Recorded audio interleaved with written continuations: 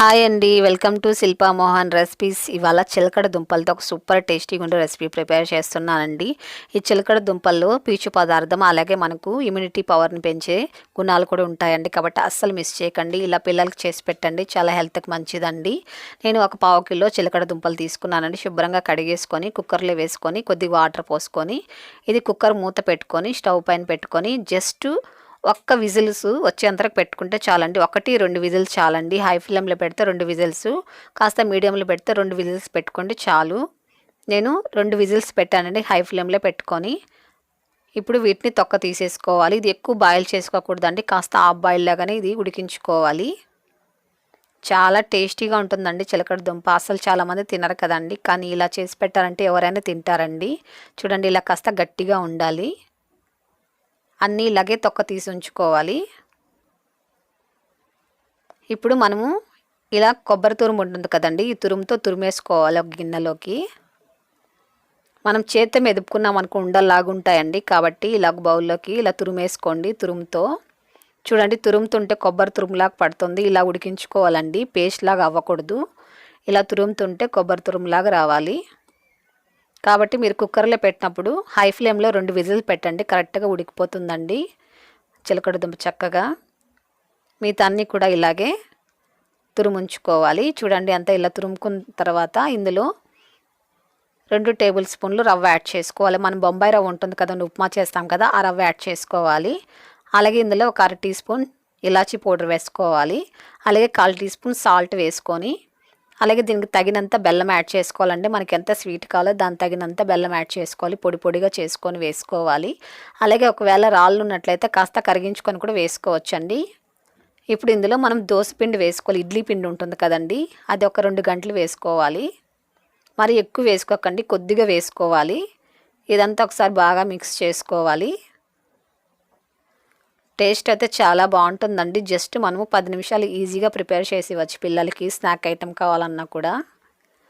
Taste అయితే చాలా చాలా బాగుంటుందండి. మీరు కావాలంటే ఇందులో పచ్చి కొబ్బరి కూడా వేసుకోవచ్చు. కాస్త సరిపోకపోతే ఇంకాస్త వేసుకోవచ్చు అండి ఇడ్లీ పిండి.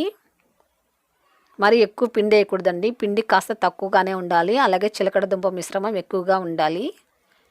ఇదంతా మిక్స్ చేసుకొని ఇప్పుడు 1 టేబుల్ స్పూన్ షుగర్ యాడ్ చేసుకోవాలండి. షుగర్ వేసామనుకోండి మంచి టేస్టీగా ఉంటుందండి. కాబట్టి బెల్లము, అలాగే 1 స్పూను మీరు చక్కెర వేసుకోండి, బాగుంటుంది.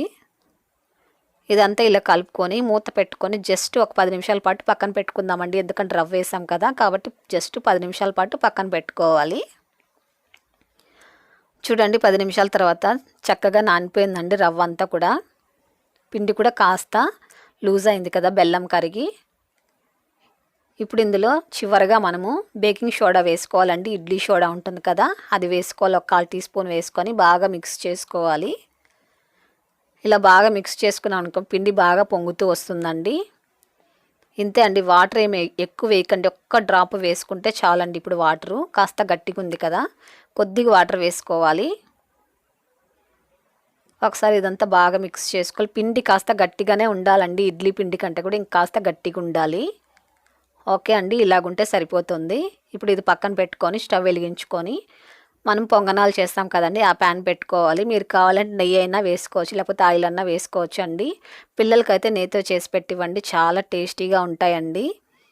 ఈ గుంతల్లో కొద్ది కొద్దిగా ఆయిల్ వేసుకొని ఇప్పుడు కాస్త వేడెక్కిన తర్వాత ఈ పిండి మిశ్రమాన్ని వేసుకోవాలి. మరి ఎక్కువ పైకి వేయకండి, కాస్త తక్కువగానే వేసుకోండి, ఎందుకంటే బాగా చక్కగా పొంగుతూ వస్తాయండి. కొద్ది కొద్దిగా వేసుకోవాలి పిండిని. ఇది మీడియం ఫ్లేమ్లో ఉంచుకోవాలి. మనం ఎప్పుడు చిలకడ దుంప ఉడికించుకొని తింటాం కదండి, అలా కాకుండా ఇలా చేసి ఇవ్వండి, చాలా బాగుంటుందండి. పిల్లలు చాలామంది తినరు కదండి, అలాంటి వాళ్ళకి ఇలా చేసి ఇచ్చారంటే హెల్త్ కూడా చాలా మంచిదండి. మలబద్ధకం సమస్య ఉండే వాళ్ళు కూడా చక్కగా ఇది బాగా ఉపయోగపడుతుందండి చిలకడ దుంప. కాబట్టి ఇలా కూడా చేసి ఇవ్వచ్చండి అలాంటి ప్రాబ్లం ఉండే వాళ్ళకు కూడా. ఇవి సెంటర్లో కాస్త త్వరగానే ఫ్రై అయిపోతాయండి, ఎందుకంటే సెంటర్లో కాస్త మంట అనేది బాగా తగులుతుంది కాబట్టి త్వరగా ఫ్రై అయిపోతాయి. ఇవి ఫ్రై అవ్వడానికి కూడా జస్ట్ మనకు ఒక 2-3 నిమిషాలు ఫ్రై అయిపోతాయండి చక్కగా, ఎందుకంటే బెల్లం వేసాం కాబట్టి త్వరగా కలర్ వచ్చేస్తాయి. మీడియం ఫ్లేమ్లో ఉంచుకొని దీన్ని ఉడికించుకోవాలండి. మరొక నిమిషం పాటు తిప్పుకున్న తర్వాత ఉడికించుకోవాలి. చూడండి చక్కగా కలర్ వచ్చేసాయి. వీటిని ఒక ప్లేట్లోకి తీసేసుకోవాలి. ఇప్పుడు సైడ్లో ఉండేటివి సెంటర్లో వేసుకోవాలండి. కాస్త కలర్ తక్కువ ఉంటాయి కాబట్టి మీరు సెంటర్లో వేసుకుని ఫ్రై చేసుకున్నారంటే అవి కూడా చక్కగా ఫ్రై అయిపోతాయి.